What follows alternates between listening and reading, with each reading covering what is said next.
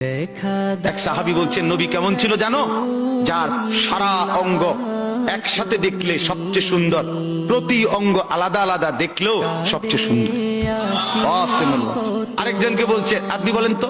আরেক সাহাবী বলছে, আমি বলি যে নবী ছিলেন এমন যাকে একবার দেখলে আবার দেখতে মন চায়, দ্বিতীয়বার দেখলে প্রথমবারের চাইতে আরো সুন্দর মনে হয়, যত তারে দেখি তত সুন্দরই লাগে। তিনি ছিলেন এমন। আল্লাহ তাআলা মেরাজে, এই যে এই মাস, 7 আসমানের উপরে আরশে আজিমে আল্লাহ তাআলা নবীকে নিয়ে গেলেন।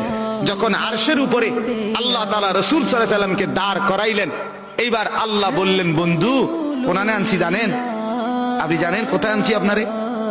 কাজে আপনি যখন ছোটবেলায় জন্ম নিছেন, ছোট্টবেলায় ফেরেশতাদেরকে বলছিলাম, ফেরেশতারা আমার বন্ধুকে কোলে নাও, নিয়া আমার সৃষ্টির পূর্ব থেকে পশ্চিম পুরা দিগন্ত ঘুরাও, আমার গোটা সৃষ্টিকে বলো যে তারা যেন দেখে বন্ধু আমি কেমন বানাইলাম। দেখ আসমান দেখো, জমিন দেখো, বন্ধু আমি কেমন বানাইলাম। নাক দেখো, চোখ দেখো, ঠোঁট দেখো, মুখের চাহনি দেখো, চেহারার রং দেখো, চোখের পলক দেখো। এরপরে আল্লাহ 7 আসমানে আরশে আজিমে নিয়ে এইবার আল্লাহ বললেন, বন্ধু সেদিন ছোট্টবেলায় কোলে আপনারে সবাই দেখছে, এবার সব কিছুর উপরে আইনা, উপরে শুধু আমি আল্লাহ, তার নিচেই আপনি, এবার আপনি দেখেন গোটা সৃষ্টি আমি কেমন বানাইলাম।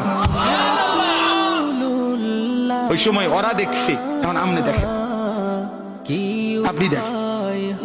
সুবহানাল্লাহ, এত বড় মর্যাদা সম্পন্ন রাসূল তাকে ছেড়ে দিলেন, তাকে ত্যাগ করলেন।